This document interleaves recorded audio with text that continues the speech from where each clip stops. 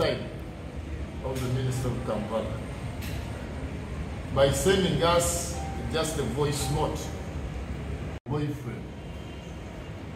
And traders or the trading community is one of the major stakeholders in the economy of this country. So we thought the government is taking us for granted.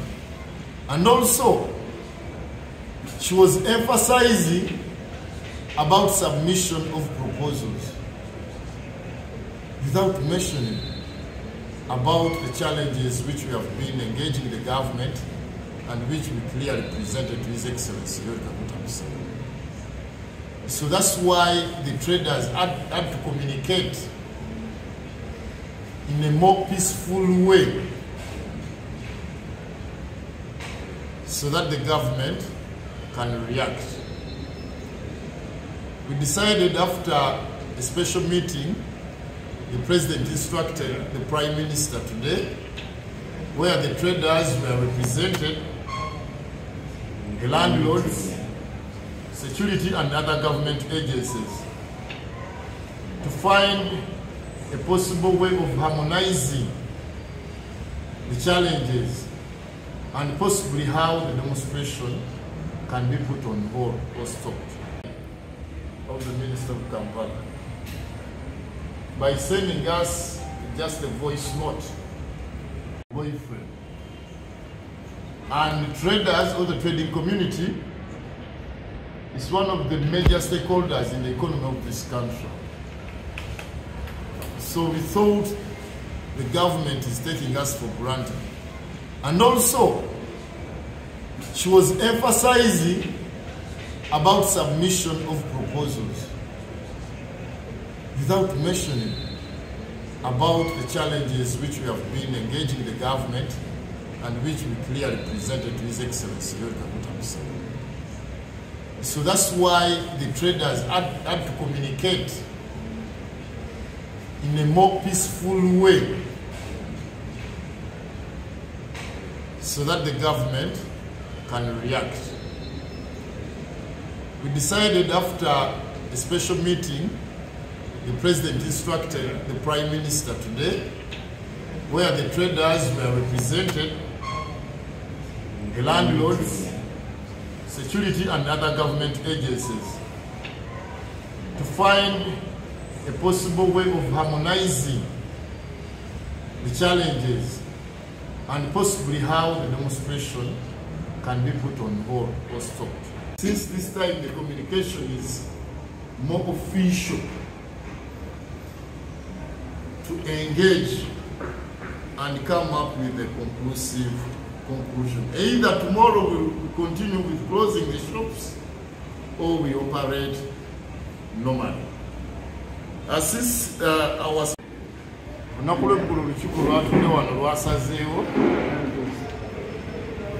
struggle egende maaso materi kuzikiza paka amatufunye official communication okuva mu government amule tutasoso okulira ku macha g'olwaliro gade gatumazeemu amaanyi tugende tulime ennaanansi. Eky'omukisa omulungi President n'asaba Prime Minister okuyingira mu nsonga zino, n'ayita abakulembeze ab'ebyokwerinda, n'ayita bannannyini bizimbe n'abasuubuzi ne tubeera okuba nga tukiikiriddwa omwogezi waffe Haji Issa Ssekitto. Meeting eno tubadde egendereramu kulaba nti okusigama n'omuguwa wakati w'abasuubuzi ne gavumenti kusalibwa kutya amagezi ne kuvaawo. Prime Minister ategeezezza nti President byonna byamulagidde, naye tumusaba abiteeke mu buwandiike, kubanga ekimu ekyasinga okutabula abantu nakana abantu badde tebatutegeera bulungi nga balowooza nti ekituluma butalaba President yengeri minisita wa Kampala bw'abadde akuttemu ebintu kiro n'atuweereza voice note nti tukuŋŋaanye proposal ez'akaala.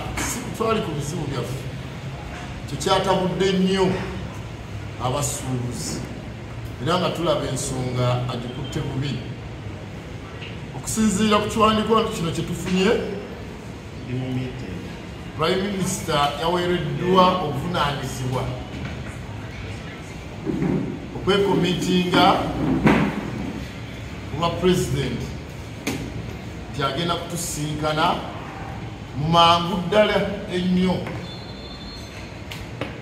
era n'okusaba abakulembeze twogerezeganye tulabe nti tuggulawo amaduuka. Tusuubira kino ekiwandiiko kiraze nti abasuubuzi gavumenti etuwaddeko ekitiibwa, si ka voice note ng'aweereza boyfriend oba girlfriend. Twalaba nti twali tumanyiddwa ate nga tuli ba stakeholders b'amaanyi mu ggwanga lino, ffe bakama baabwe. Kwe kusalawo tuyite olukiiko luno tubannyonnyola ate tusalirewo wamu ki kye tuzzaako, oba enkya tusigale ewaka oba ate n'olwale oba tuddamu kukola. So my comrades, we decided to convene this urgent meeting. I then presence there the media team, some media personnel, and the Prime Minister, oluyitiddwa Attorney General, Inspector General wa Police, Minister wa Mayumba, Minister wa Kampala n'omumyuka we, RDC ba Kampala n'owa Kampala District abakuliranga mwali, abakungu bonna okuva mu ofisi ya Attorney General, ng'olukiiko lubaddemu ebirowoozo bikulu nnyo eri eggwanga.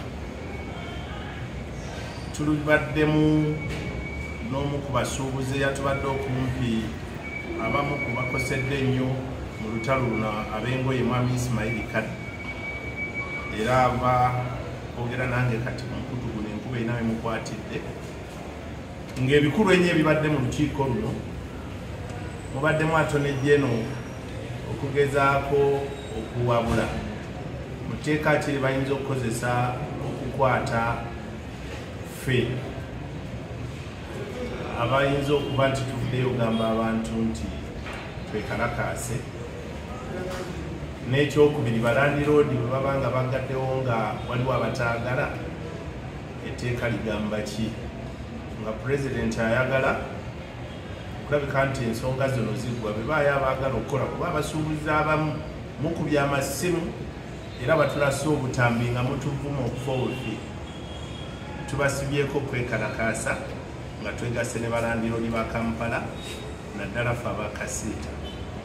Nolwekyo tuvuddeyo ne tutangaaza nti kizibu ky'abantu, ensonga zirudde ate nga Pulezidenti tazimaliriza, era Pulezidenti yalagidde Prime Minister tiwulira bagamba ki, kubanga nze ensonga zaabwe nzimanyi era saagala kubejjako bwejja. Bwe kiba kyakubuweereza abasuubuzi kubaddamu kye baagala okubaddamu, njagala kubaddamu kyenkakasiza nti nange nkinywererako. Ne bwe kuba kubaddamu nti bawuliziganyiza nange ago sige makulu, kyembudde ndwawo nkyafuna amawulire amatuufu agagwanidde okubeezaawo enjuyi zonna. Ekimu ku bivuddeyo ebikulu ennyo mu lukiiko luno, abasuubuzi abamu batendewaliddwa era nga gavumenti bagiri bubi eyongereko ku maanyi babawe n'amagye agabakuuma abaagala okukola, naye ng'ate tekyetaagisa. Era ffe tubagambye teri gwe tukaka ayagala okukola bamugulira, naye ekizibu ky'abantu bo bennyini be batayingira kukola. Balandi roads babayise era bakiikiriddwa mwami Godfrey Kirumira, mukulu Hamisi Kigundu, mwami Ntake, Mansuru Yanga n'abalala. Bo ne balaga nti obuzibu si bwabwe, buzibu bwa Kasiita ffe twagaddewo, era bwe luba lutalo lwonna bwe kuba kuvunaana bavunaane Kasiita. Bo nga balandiroodi baadde bafuuse bakiiso kya mbuzi bwe bagambye. Nze nzikiriza obuvunaanyizibwa nti ffe nga Kasiita twakibaddemu. Ekyakitubeezezzaamu tetwagala kuleeta buzibu mu ggwanga, kuleeta anarchy, embeera etaliiko alagira. Singa abantu tubaleka mu bbanga ne tutabawagira ku kye basazeewo okukola ne batuba mu ngalo, gavumenti ejja kutuuka okuba nga eteeseganya nga terina gyejja, nga komandi evuddewo, ekyo kyonoona amawanga kuba tulina ne ge tulabyeko nga gafumitiriza. Nzikiriza mu maaso ga gavumenti nga Prime Minister akubiriza olukiiko ku ekyo, naye ne mugamba ensonga ya IFRIS bweba yayimirirako, ensonga y'Abachina bweba kyali mpanvu kuba Attorney General atugambye uzaako n'abatasobodde kujja olw'embeera mu kiraba. Tubadde tusaba abasuubuzi tujje tukule, kubanga abaloboozi mugawulidde abantu basiimye Pulezidenti okuyingira mu nsonga zino, ate ne tusaba n'abakulembeze abeera mu gavumenti obutayisamu bannayuganda maaso.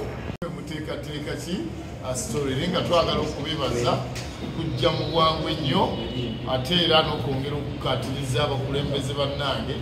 Kasiita tetwewala okutambula ng'omu nti tulina akakodyo, twewala okutuliisa ssente ze tutalidde. Twagala ne tuvaayo ne tulambika bulungi ensonga ne tusigala nga tusoosowaza obusuubuzi. N'ebigambo ebyo kujja kwagirira kweyongerako. Musazeewo all of this bagala eddoboozi eryamu abakulembeze. Era tusaba okusinziira ku kuteesa kwonna. Nazo publicity waliwo ya Nakaso. Sebo mwami Kasiita wamusajja okwebaza. Ensonga zonna tubadde mu TTC. Press conference tubadde zikolamu. Muyimiriamu omusajja. Naye nze ekiteeso ekyange kye mbadde nsookerako nsooka okwebaza pulezidenti, naye nsooka okwebaza pulezidenti yategedde nti abasuubuzi tuli kitundutundu ku mubiri, era ne mwebaza okumanya nti minisita w'ebiminisita Kabanda ebintu abadde abikolanga bwabikola mu makaati, era ndowooza yensonga lwaki bwakomyewo okutuluŋŋanya akozesezza baminisita balala. N'olwekyo nze mbadde n'ekiteeso pulezidenti nga bwaliwadde ekitiibwa n'amanya nti bano basuubuzi bange, n'asobola okusindika abantu abanene abo ne batuuka lutuwa ebbaluwa kwetu. Nze mbadde ngamba ekyatujja mu busungu yabadde communication ya minisita Kabanda, minisita Tonalibo, naye mbadde nsaba nti abasuubuzi abanga pulezidenti akakasizza nti ajja kumiiza mu bbanga litali ddene nnyo, mbadde nsaba tugulewo amaduuka tumusule tumuwemu obudde nga natwe bwetulesobozebwa.